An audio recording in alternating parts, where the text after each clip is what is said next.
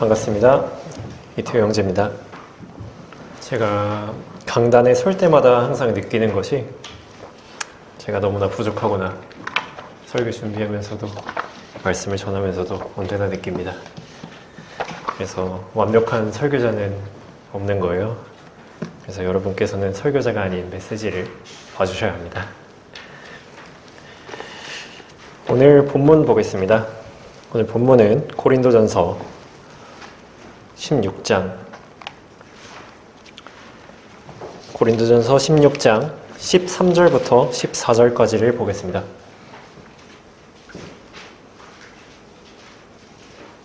고린도전서 16장 13절, 14절 보겠습니다. 제가 13절을 읽을 거고요. 함께 14절을 읽겠습니다. 깨어있으라, 믿음 안에 굳게 서라, 남자답게 처신하라, 강건하라, 너희의 모든 일을 사랑으로 행하라. 아멘. 오늘 말씀을 위해 잠시 기도하겠습니다. 전능하신 우리 주 아버지 하나님, 감사합니다. 오늘도 아무것도 아닌 제가 저희 귀한 성도들 앞에서 말씀을 전하게 되었습니다. 하나님, 저를 도와주십시오. 하나님께서 저를 도와주시지 않으시면 전 아무것도 할 수가 없습니다. 오직 저는 주님의 종으로서 하나님 말씀 전하는 도구로 사용해 주시고, 저는 죽여주시고 성령님만 나타내게 해주십시오. 이 세상엔 완벽한 설교자 없습니다. 완벽한 설교자는 오직 주 예수 그리스도 뿐이십니다. 이 모든 시간 돌아가는 발걸음까지 마귀가 방해하지 못하도록 도와주시고, 아직 설령 오지 못한 형제 자매들이 있다면 속히 발걸음 인도해 주십시오. 언제나 주님만을 의지합니다. 살아계시고 곧 다시 오실 주 예수 그리스도의 이름으로 기도했습니다. 아멘. 아멘. 오늘 말씀의 제목은 그리스도인 복무신조입니다. 하나님께서 세우신 지역교회는 언제나 화약 냄새가 진동하는 전쟁터의 최전선입니다. 물론 그 싸움은 혈과 육에 대항하는 것이 아니라 영적 전쟁이죠. 그리고 그 성도 개개인은 그 전쟁에 참여하는 그리스도의 군사입니다. 오늘의 본문은 입수한 지 얼마 되지 않아 아직 사회의 물이 다 빠지지 않은 고린도 신병교육대의 바울 교관이 쓴 첫 번째 전술교본의 마지막 결론쯤에 해당합니다. 혹시 복무신조라고 들어보셨습니까? 육군에는 이제 복무신조가 있고 해병대에는 해병의 긍지라는 것이 있습니다. 잘 모르시는 분들을 위해 말씀드리자면, 이것들은 군인들이 마땅히 실천해야 할 핵심 가치들을, 그리고 규범들을 한 번에 정리해서 외우는 구호 같은 것입니다. 해병의 긍지! 나는 국가전략기동부대의 일원으로서 선봉군임을 자랑한다. 하나, 나는 찬란한 해병대의 정신을 이어가는 무적해병이다. 이렇게 5개까지 있습니다. 이제 생각도 잘 안 나가지고 보고 읽어야 돼요. 네, 그리스도인 훈련소에도 이런 것이 있는 겁니다. 하나, 깨어있으라. 둘, 믿음 안에 굳게 서라. 셋, 남자답게 처신하라. 넷, 강건하라. 다섯, 너희의 모든 일을 사랑으로 행하라. 이 5가지의 단계들은 점진적인 영적 성장의 단계를 나타냅니다. 먼저 깨어있어야 믿음 안에 굳게 설 수 있고, 믿음 안에 굳게 서야 남자답게 처신할 수 있고, 강해지고 모든 일을 사랑으로 할 수 있는 것입니다. 이런 점진적인 과정을 통해 훈련병 그리스도인에서 백전노장까지 성장할 수 있는 것입니다. 하지만 이 시대의 교회들은 어떠합니까? 본문과는 정반대로 가고 있죠. 눈은 멀었고 믿음은 내다버렸으며, 그냥 남자답게 행동하기는커녕 찌질하게 행동하고, 아이고 잘났습니다. 완전히 그냥 반대로 가고 있는 거예요. 그렇다면 살아계신 하나님의 교회요, 진리의 기둥과 터전인 이 순천성경 침례교회는 어떠해야겠습니까? 이곳에는 불평불만이 어울리지 않습니다. 훈련 불참이 어울리지 않습니다. 명령 불복종은 어울리지 않습니다. 우리는 군사답게 죄와 마귀와 세상과 피 터지게 싸우는 겁니다. 필라델피아 교회 시대의 복음 설교자인 빌리 선데이는 이렇게 말했습니다. 나는 죄와 싸우겠다. 발이 있는 한 죄를 쳐버리겠고, 주먹을 가지고 있는 한 죄를 쳐버리겠고, 머리를 가지고 있는 한 죄를 받아버리겠고, 치아를 가지고 있는 한 죄를 물어뜯겠다. 내가 늙어서 주먹도 치아도 힘도 없다면 영광의 내 집을 들어갈 때까지 잇몸으로라도 죄를 이기겠다. 이러한 기계를 가지고 있는 군사는 지금 찾기 어렵습니다. 어떤 군인은 팔 한쪽이 날아갔는데도 남은 팔로 싸우다가 전사를 한다는데, 요즘 군인들은 눈에 날팔이 들어갔다고 앰뷸런스 타고 가고 있는 거예요. 이 영적 전쟁터에서는 거기서만큼은 그래서는 안 됩니다. 여러분 한번 생각해 보십시오. 이런 군사에 가장 어울리는 성경인물이 누굽니까? 아마 많이 바울을 떠올리셨을 텐데, 바울도 물론 대단한 그런 성경인물입니다. 저는 그래도 다니엘과 세 친구들을 가장 좋아합니다. 다니엘과 세 친구들은 목숨 걸고 믿음을 지켰습니다. 정말 독하죠. 이러한 성향, 이런 전쟁터에서 가장 바람직한 군인이라고 할 수 있습니다. 이 다니엘서는 교리적으로 순교를 해서라도 믿음을 지켜야 하는 환란 시대의 성도들의 예표가 됩니다. 오늘은 다니엘과 그 세 친구들이 마주한 세 번의 상황들을 보면서 교훈적으로 교회와 그리스도의 군사들이 어떤 마인드로 나아가야 하는가에 대해 설교하겠습니다. 이 설교를 듣고 마음을 새롭게 하여 강성한 주님의 군사가 되는 성도들이 되시길 바랍니다. 다니엘 마인드, 이것이 오늘의 부제목입니다. 다니엘 마인드, 첫 번째로 세상에 휩쓸리지 말고 깨어있으라 입니다. 오늘 본문의 첫 번째 깨어있으라죠. 이 세상은 적진이고 많은 복병들과 매설지뢰가 있는 곳입니다. 이러한 곳에서 적을 먼저 알지 못하면 당하고 마는 겁니다. 이런 위협으로부터 눈을 뜨고 깨어있어야 합니다. 그냥 흐리멍텅하게 있다가 휩쓸려 버리면 안 되죠. 여기서 다니엘은 아주 좋은 예시가 됩니다. 유다 자손인 다니엘은 바빌론의 포로로 잡혀가게 됩니다. 적에게 완전히 사로잡힌 것이죠. 하지만 호랑이 굴에 들어가도 정신만 차리면 된다고 합니다. 오늘의 두 번째 본문인 다니엘 1장 보겠습니다.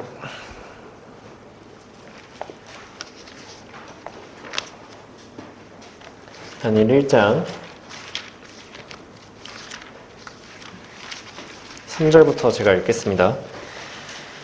왕이 그의 내시장관 아스페나스에게 이스라엘 자손들과 왕의 씨들과 고관들 중에서 몇 사람을 데려오라고 일렀더니 곧 흠없고 잘생겼으며 모든 지혜에 능숙하고 지식에 뛰어나며 과학을 이해하며 그들 안에 왕궁에서 설 수 있는 능력을 갖춘 그러한 소년들로서 그들에게 칼데아인들의 학문과 언어를 가르치기 위함이더라. 또 왕이 그들에게 왕의 음식과 왕이 마시는 포도주를 매일 일정량 지정하였으니 3년간 그들을 길러 마지막에 그들로 왕 앞에 서게 하려 함이었더라. 이때 이러한 자들 가운데 유다 자손 다니엘과 하냐냐와 미사엘과 아사랴가 있었더라. 다니엘과 세 친구들은 공무원으로 길러집니다. 이 과정에서 왕의 음식과 포도주가 제공되었습니다. 포로인데 별 수 있겠습니까? 이 바빌론 왕은 이방인이었기에 유대인들이 불경하게 여기는 음식들을 많이 먹었을 것입니다. 돼지고기도 먹었겠죠. 그리고 여기 말한 듯이 포도주도 있었습니다. 율법에 따르면 이런 음식들은 먹으면 안 되는 것이었죠. 사탄은 언제나 먹는 것으로 시험합니다. 먹는 것이 곧 육신을 시험하는 것이기 때문입니다. 이런 일이 마냥 성경 속에서의 일이라고 생각하기는 좀 어려운 게, 여러분 한번 생각해 보십시오. 만약 여러분의 직장 상사가 술을 권할 때 어떻게 하시겠습니까? 그것도 한참 상사인 회장에게서 술이 내려옵니다. 안 마시면 정말로 난처한 상황이 돼요. 아니면 뭐 군대에서 선임이 술을 마시라고 막 강요하는 경우도 있겠죠. 이때 어떻게 해야겠습니까? 그냥 눈 딱 감고 그냥 그 잔 한번 마실 수도 있었을 것입니다. 많은 사람들은 마치 그 선택만 있는 것처럼, 그 선택지만 있는 것처럼 착각하곤 합니다. 하지만 정말 그 선택지밖에 없었을까요? 그렇지 않습니다. 40일 금식한 후에도 마귀가 주는 빵을 안 먹을 수 있어요. 정말 극한의 상황에서도 선택할 수 있었다는 것입니다. 이 선택할 자유가 있다면 그 책임도 분명히 필연적으로 따라오게 돼 있어요. 전도서 11장 9절에 오 청년이여 내 젊음을 즐거워하라. 내 젊음은 내 젊은 날들을 기뻐하며 내 마음의 길들과 내 눈에 보는 대로 걸으라. 그러나 너는 알지니 이 모든 것으로 인하여 하나님께서 너를 심판하시리라. 사람은 언제나 자유롭습니다. 얼마나 자유로운지 하나님의 뜻에도 거역할 수 있어요. 그리고 그 자유 뒤에는 심판이 있다는 것도 알아야 합니다. 그래서 많은 사람들이 이 심판을 피하기 위해 자신에겐 마치 결정 권한이 없었다라고 생각하며 이야기하는 거예요. 이거는 이래서 안 되고 저거는 저래서 안 되고 모세는 어땠습니까? 모세는 하나님 저는 원래 말을 잘 못합니다. 그래서 안 돼요. 예레미야는 저는 너무 어려서 하나님의 말씀을 전할 수 없습니다. 그래서 안 돼요. 10명의 정탐꾼은 아니 아낙 자손들이 너무 커서 우리가 메뚜기 같다니까요. 그래서 안 돼요. 이렇게 말하는 것입니다. 이 책임을 피하기 위해서 일부러 부자유 상태에 빠지고 안 되는 이유만을 찾고 있는 것입니다. 이 과정은 자신도 모르는 사이 보통 일어납니다. 아까 말씀드렸죠. 하지만 이 상황에서도 우리는 선택할 수 있습니다. 칼렙을 한번 보세요. 남들은 다 이래서 안 돼, 저래서 안 돼 이러고 있는데 자기 혼자 하나님께서 함께 하시니 그들은 우리의 밥이다 이러고 나아가는 겁니다. 혼자 될 이유를 찾은 거예요. 모두가 골리앗은 어려서부터 전사고 키도 엄청 크고 근데 너는 약하잖아. 그래서 안 돼 라고 말할 때 다윗 혼자서 전쟁은 주의 것이므로 내가 이긴다. 이렇게 나아가는 것입니다. 안 하겠다고 마음 먹으면 안 될 이유만 찾게 됩니다. 그러면 정말 못해요. 하지만 하겠다고 마음을 먹으면 어떻게 할지 생각을 하게 됩니다. 이것을 성경은 다른 영이라고 말씀하십니다. 그러나 내종 칼렙은 그에게 다른 영이 있어 나를 온전히 따랐으니 그것이 바로 세상에 휩쓸리지 않는 방법입니다. 여러분의 영은 두려워하는 영입니까? 아니면 다른 영입니까? 다른 영을 가지셔야 합니다. 그것이 그리스도의 군사로서 합당합니다. 이 영을 가지기 위해서 깨어 있어야 하는 것입니다. 다니엘과 세 친구들에게도 탁월한 영이 있었기에 아주 현명한 선택을 합니다. 다니엘 1장 8절 볼게요. 그러나 다니엘은 그가 왕의 음식으로나 왕이 마시는 포도주로 자신을 더럽히지 않으리라고 마음에 결심하고 내시 장관에게 요청하여 자신을 더럽히지 않겠다고 하였더라. 다니엘과 세 친구들은 마음에 먼저 결심합니다. 선택을 한 거죠. 네, 왕이 먹는 음식과 포도주로 자신을 더럽히지 않겠다고 선택한 겁니다. 적진에서도 깨어있어 현실의 의지를 타협하지 않았습니다. 먼저 결심하고 결심한 대로 그대로 행동한 것입니다.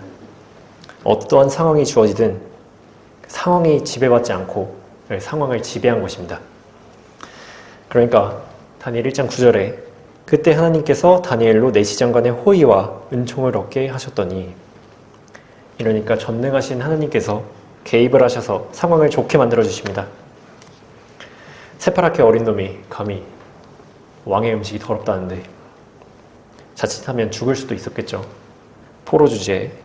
그런데 하나님께서는 내시장관의 호의와 은총을 얻게 하셨습니다. 그의 의지를 도와주신 것입니다. 콩죽만 먹은 다니엘과 세 친구들의 용모를 다른 소년보다 뛰어나게 하셔서 왕의 음식을 먹지 않을 수 있도록 도와주신 것입니다. 마태복음 6장 33절에 오히려 너희는 먼저 하나님의 나라와 그분의 일을 구하라. 그리하면 이 모든 것을 너에게 더해 주시리라. 하나님의 뜻을 먼저 구하고 세상에 굴하지 않는 성도를 하나님께서 어떻게 안 도와주실 수 있겠습니까? 결국 하나님께서도 다니엘과 새 친구들을 도와주셨습니다. 이것이 바로 정신을 차리고 깨어있어 휩쓸리지 않는 성도입니다. 이러한 일은 이스라엘과 유다가 갈라질 때도 있었습니다. 유다와 이스라엘이 나눠질 때 유다에는 유다와 베냐민 지파가 있었고요. 그다음에 이스라엘은 나머지 10지파가 있었죠. 하지만 다 그런 건 아니었습니다. 모두가 그런 건 아니었어요. 역대기야 한번 보겠습니다. 역대기야 11장입니다.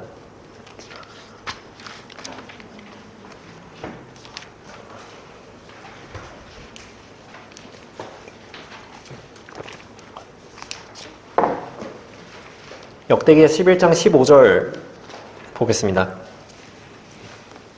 여로보암이 자기를 위하여 제사장들을 임명하여 산당들과 마귀들과 그가 만든 송아지들을 섬기게 하였음이더라. 이 이유 때문에 레위 지파는 유다로 갔죠. 16절에 이스라엘의 모든 지파들 중에서 이스라엘의 주 하나님을 찾으려고 그 마음을 정한 자들이 그들을 따라 예루살렘으로 가서 그들의 조상의 주 하나님께 희생제사를 드리고자 하였더라. 모든 지파 중에 깨어있는 사람들은 자기 육신의 지파와 상관없이 하나님을 찾아 유다로 갔습니다. 나는 르우벤 지파니까 이스라엘로 가야겠다. 난 스불론 지파니까 친척 가족 따라가야지. 이렇게 한 게 아니었어요. 그것을 할 수 있는 이유가 무엇입니까? 이들도 다니엘처럼 먼저 마음에 결심한 것입니다. 본문이 아니라 역대기 16절 다시 보시면 이스라엘의 주 하나님을 찾으려고 마음을 정한 자들이 라고 나와 있습니다. 먼저 마음에 결심했어요. 다니엘처럼. 그리고 그대로 행동하여 현실을 바꾼 것입니다. 우리는 우리 현재 상황에 맞게 사는 것이 아니죠. 우리는 미래를 그리고 미래를 바라보고 살아갑니다. 우리는 영혼을 바라보고 영혼에 맞게 살아가는 것입니다. 그렇게 하지 않는다면 아무것도 할 수 없어요. 이것이 깨어있는 주님의 군사입니다. 여러분께서 하나님 앞에서 계획하고 있는 일이 있으시다면 먼저 마음에 결심하십시오. 그리고 그대로 실행하시면 됩니다. 이렇게 여러분께서도 언제나 깨어있어 휩쓸리지 않는 성도들이 되시길 바랍니다. 다니엘 마인드 두 번째로 고난에서도 믿음 안에 굳게 서라입니다. 깨어있음 다음에는 믿음 안에 굳게 서야겠죠. 이번에도 다니엘의 새 친구들을 한번 보겠습니다. 다니엘의 새 친구들을 시기한 사람들이 그들을 죽이기 위해서 관계를 세우죠. 다니엘 3장 보겠습니다.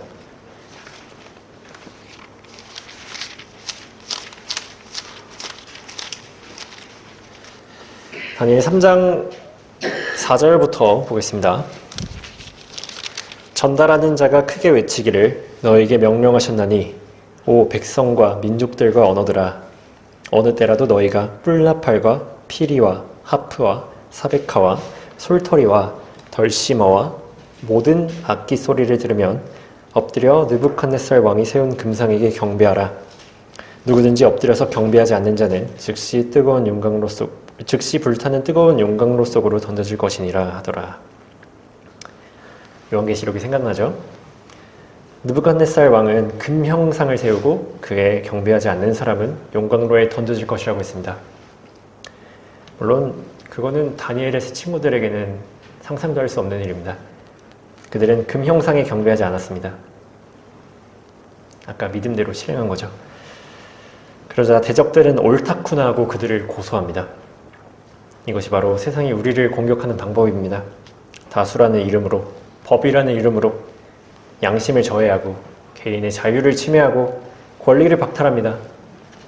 이제는 교회까지 무너뜨리려고 하죠. 다니엘의 새 친구들에게도 이런 위험이 닥쳐왔습니다. 이때 그들은 가장 현명한 선택을 했어요. 다니엘 3장 16절 보겠습니다. 사드락과 메삭과 아벳네고가 왕에게 대답하여 말하기를 오 느부갓네살이여 우리가 이 일에 대하여 왕께 담대히 말하나이다. 만일 그렇게 된다 해도 우리가 섬기는 우리의 하나님께서는 불타는 용광로에서 우리를 구해내실 수 있으며 오 왕이여, 그분께서는 우리를 왕의 손에서 구해내실 것이니이다. 그러나 만일 그렇게 되지 아니할지라도 오 왕이여, 우리가 왕의 신들을 섬기지 아니할 것이며 왕께서 세우신 금상에 경배하지도 아니할 것을 왕께서는 아소서 하더라. 성경에서 가장 멋있는 장면 중 하나입니다. 많은 사람들은 그 상황에서 자신의 안위를 위해, 조금의 이득을 위해 신념을 타협하리라 생각합니다. 우리는 환란 시대가 아닌 것에 항상 감사해야 돼요. 많은 성도들은 하나님께서 우리를 불길 가운데서 구하실 수 있는 분이라고 믿죠. 근데 정작 자신을 구하실지는 잘 모르는 것 같습니다. 물론 하나님께서 우리를 구하지 않으실 수도 있습니다. 하나님의 뜻에 따라 모름지기 성도의 죽음은 하나님께서 보시기에 값진 것이니까요.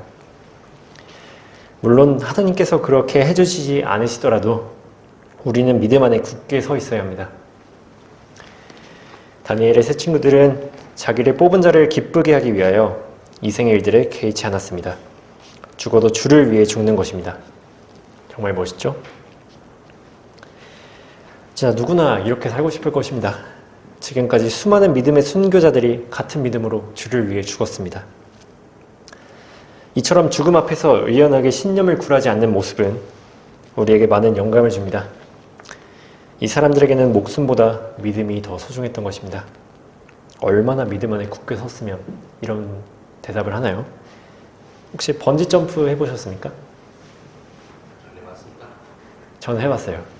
전 해봤는데 고등학생 때 우리나라에서 가장 높다는 번지점프 어딘지 잘 기억이 안 나는데 거기 올라가가지고 번지점프를 해봤습니다. 근데 이렇게 크레인처럼 생긴 타워에 올라가가지고 공사장 엘리베이터, 뻥 뚫린 공사장 엘리베이터를 타고 올라가서 올라가는데 막 바람이 부니까 그 건물이 막 흔들리는 거예요. 아찔하더라고요. 그리고 앞 사람들이 막 뛰어내리는데 난리를 쳐요. 그거 보니까 더 무서워요. 근데 막상 그 앞에 서니까 괜찮더라고요. 왜 그랬을까요? 그 줄이 나를 구할 것을 목숨 걸고 믿으니까 괜찮은 거죠. 다니엘의 세 친구들도 마찬가지였습니다. 하나님께서는 저 7배나 뜨거운 용광로에서 우리를 구하실 것이다. 설령 구하지 않으시더라도 나중에 더 좋은 부활을 얻을 것이다 라고 생각한 것입니다. 하나님께서 그들의 줄이 되신 것이죠. 히브리서 11장 35절에 여자들은 그들의 죽은 자들을 다시 살려받기도 하고 어떤 사람들은 고문을 당하면서도 굳이 면하려 하지 않았으니 이는 그들이 더 좋은 부활을 얻고자 함이라. 또 어떤 사람들은 잔혹한 조롱과 채찍질의 시련도 받았고 더욱이 결박당하고 감옥에도 갇혔으며 돌로 맞고 토보를 펴지고 시험을 당하고 칼로 살해되었으며 양의 가죽과 염소의 가죽을 쓴 채 유리하며 궁핍과 고난과 학대를 당했느니라. 성도는 믿는 만큼 할 수 있어요. 믿음 안에 굳게 서 있어야 두려움이 없어지고 담대해지는 것입니다. 그들의 믿음은 그들이 어떤 권세에게 순종해야 하는가를 정확히 알려줬습니다. 아무리 왕이라고 한들 그 왕에게 권세를 주신 것은 하나님이십니다. 만왕의 왕, 만주의 주이신데 느부갓네살 왕보다 하나님께서 기뻐하시는 행동을 하는 것이 당연합니다. 이런 믿음을 보여주는 성도에게 하나님께서 어디까지 해주실 수 있을까요? 당연히 도와주셔야죠. 결국 다니엘의 세 친구들은 7배나 뜨거운 용광로 속에서 구원을 받게 됩니다. 27절에 고관들과 총독들과 군대대장들과 왕의 인원자들이 함께 모여 이 사람들을 보니 불이 그 사람들의 몸에는 힘을 쓰지 못했으며 그들의 머리카락 하나도 그슬리지 못하였고 그들의 옷도 변하지 않았으며 그들에게 불탄 냄새조차 없더라. 머리카락 하나도 상하지 않았습니다. 하나님께서는 그들과 함께 하시어 아무런 피해가 없게 해주신 것입니다. 굳게 선 믿음이 세상을 이기는 법이죠. 다니엘의 하나님께서 이렇게 해주셨는데 우리가 하나님을 목숨보다 더 신뢰한다면 동일하신 하나님께서는 같은 은혜를 베풀어 주실 것입니다. 사무엘상 2장 30절에 나를 존중하는 자들을 내가 존중하고 나를 멸시하는 자들을 내가 소홀히 여기리라 라고 말씀하셨습니다. 하나님을 자신보다 존중하는 성도는 참으로 높아질 수 있는 것입니다. 여러분께서도 믿음 안에 굳게 서서 여러 가지 시험에 승리하시는 성도들이 되시길 바랍니다. 아멘. 다니엘 마인드 세 번째로 대적 앞에서 남자답게 처신하라 입니다. 아까까지는 깨어있으라, 믿음 안에 굳게 서라. 이젠 행동으로 옮길 차례입니다. 본문의 세 번째 명령, 남자답게 처신하라. 남자답게 처신하는 겁니다. 이 남자답다라는 성경의 이 말이 이 시대에는 마치 죄악처럼 여겨지고 있습니다.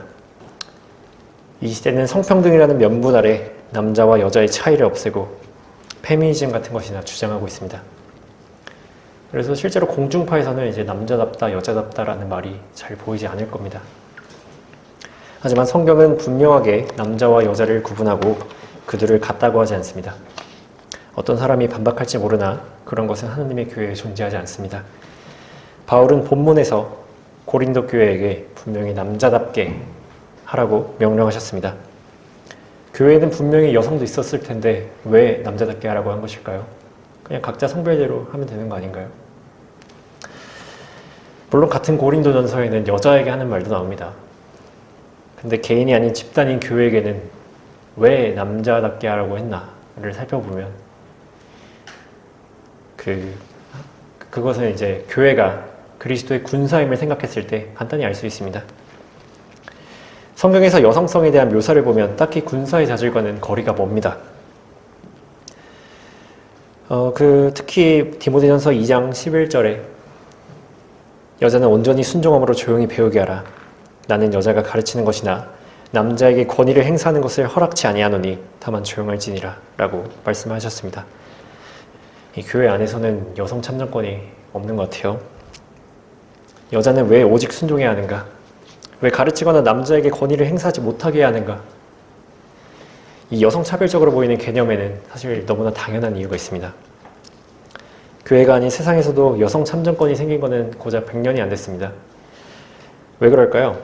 이거는 여성 차별이나 남자가 자신의 지위를 빼앗길까 두려워 생긴 것이 아닙니다. 사회가 만일 여성의 목소리를 반영하고 여성의 뜻에 따르게 된다면 그 사회는 여성향 사회가 되어버립니다. 그리고 여성은 보존과 안전, 화합과 같은 가치를 추구하기 때문에 어떤 것을 위해 목숨 걸고 지켜내거나 투쟁하는 것과는 거리가 멀죠. 그 성향은 그 사회를 사실 멸망시키는 거예요. 왜냐하면 여성향 문명과 남성향 문명이 대립할 때 여성향 문명은 남성향 문명한테 멸망당하게 되어 있습니다. 하물며 마귀이겠습니까? 아테네가 딱 여성적인 그 사회를 가지고 있었는데 멸망합니다. 이런 건 상식이니까 나중에 한번 찾아보시고요. 하물며 마귀이겠습니까? 마귀가 누굴 먼저 공격했죠? 여자를 먼저 공격했습니다. 이렇게 하나님께서는 성경에 분명히 여자가 남자에게 권위를 행사하는 것을 허락하지 않았습니다. 성경에서는 여자가 통치하는 것을 저주라고 말하기도 합니다. 이 교회가 여성화되면 안 되기 때문입니다. 전쟁터에서는 남성향 군인이 필요하지 여성향 군인은 필요하지 않습니다. 설령 여군이 있다는데 존경받는 여군은 남성성을 충분히 지닌 여성들입니다. 이것은 단지 남자만이라는 이유로 남자 여자 성별로 갈라진 문제는 아니고 만일 자신이 남자임에도 영적 여자, 남자답지 못한 사고방식을 가지고 있다면 교회 안에서는 잠잠하는 것이 낫습니다. 괜히 교회의 사기를 죽이게 되니까요. 물론 여성 특유의 온유함과 섬세함은 그 나름 소중한 면이 있습니다. 하지만 본질적으로 교회는 여성화되어서는 안 됩니다. 성경에서는 이렇게 고린도 성도들에게 남자답게 처신하라 라고 말을 하고 있는 것입니다. 자, 이제 다시 다니엘로 돌아가 보겠습니다. 다니엘을 시기한 여러 대적들이 다니엘에게서 아무런 흠도 찾지 못하자 잔꾀를 부려 다니엘을 함정에 빠뜨리죠. 전보다 훨씬 더 직접적인 공격입니다. 다니엘 6장 보겠습니다.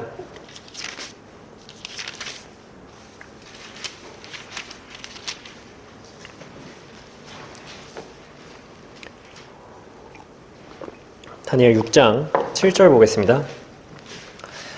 왕국의 모든 총리들과 총독들과 고관들과 자문관들과 군대 대장들이 함께 의논하여 한 왕의 규례를 수립하여 확고한 칙령을 제정했사오니 즉 누구라도 30일 동안에 왕 외에 어떤 신이나 사람에게 청혼하면 오 왕이여 그 사람은 사자굴에 던져넣는 것이니이다. 대적들은 왕을 꼬드겨 이 문서에 서명하도록 합니다. 이때 우리의 상남자 다니엘은 어떻게 했을까요? 이때 남자답게 처신한 거예요. 다니엘 6장 10절에 이제 다니엘이 그 문서가 서명된 것을 알았을 때 그의 집으로 가서 그의 방에서 예루살렘을 향해 창문을 열어두고 그가 전에 하던 대로 하루에 3번씩 무릎을 꿇고 기도하였으며 그의 하나님 앞에 감사를 드렸더라. 다니엘은 그 문서가 서명된 것을 모르지 않았습니다. 그리고 창문을 닫고 몰래 기도하지도 않았습니다. 오히려 보라고 문을 열어놓고 그 전에 하던 대로 3번씩 기도한 것입니다. 죽일 테면 죽여봐라. 하나님께서 명하시지 않으시면 너 털끝 하나 못 건든다. 이렇게 말하면서 말입니다. 하나님의 일을 하는데 세상이 그 행동을 막는다면 우리가 해야 할 일은 하나님의 일을 더 열심히 하는 것뿐입니다. 이것이 남자의 기계입니다.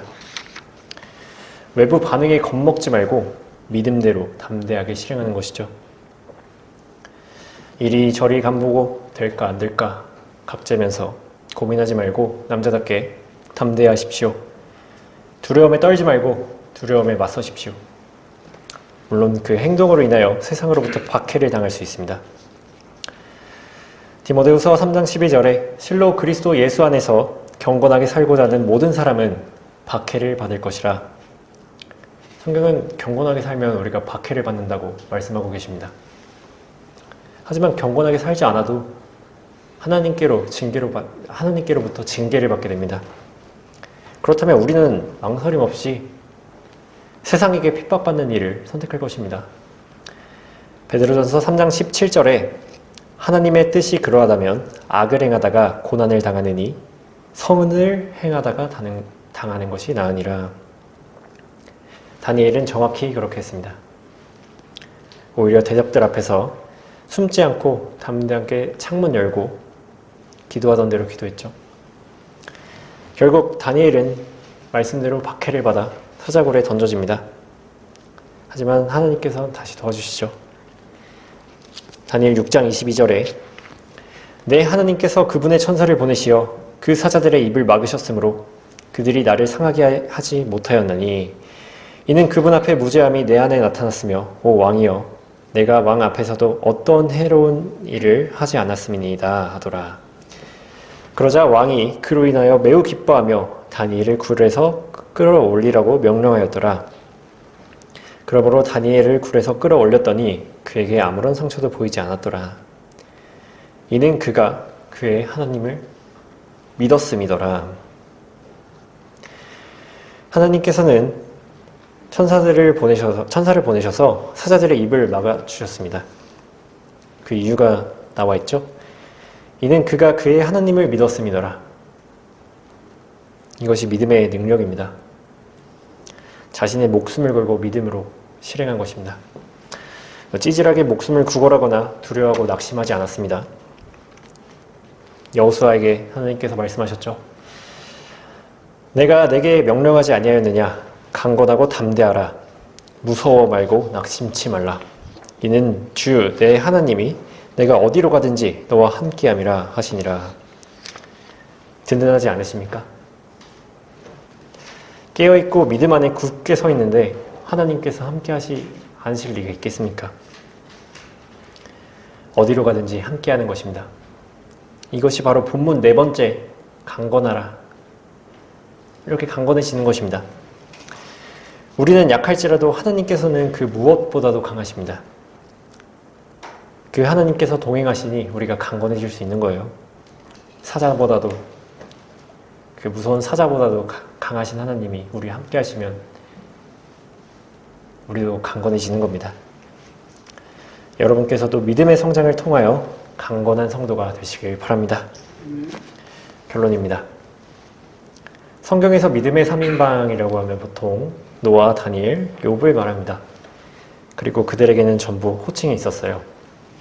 노아는 어떠냐면 노아는 의인이요 그 당대의 완전한 사람이었으며 하나님과 동행하였더라.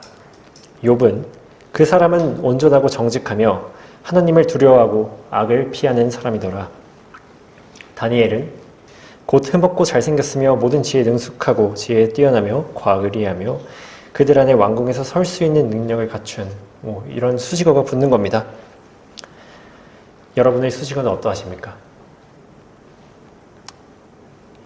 하나님을 두려워하긴 하는데 가끔은 반항하고 의심도 하고 이런 호칭은 좀 아쉽죠. 역대기의 많은 왕들의 호칭 중에서 완전히 우상을 치우지 않았다라는 말이 얼마나 많은지 한번 생각해 보십시오. 그들은 조금씩은 전부 타협한 것입니다.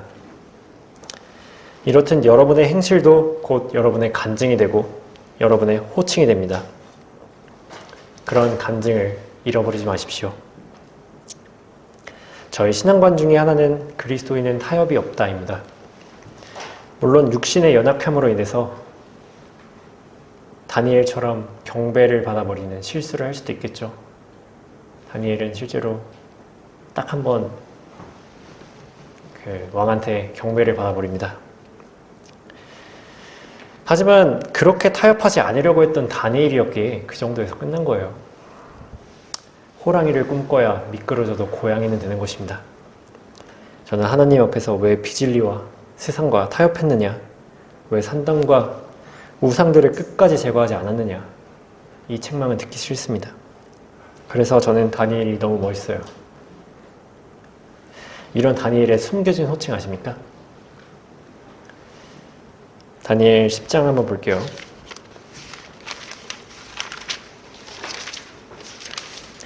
다니엘 10장 11절 보겠습니다.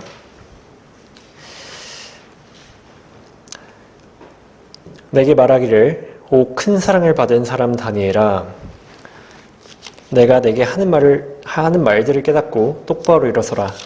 내가 지금 내게 보냄을 받았느니라 하더라. 그가 내게 이 말을 했을 때 내가 떨며 일어났더라.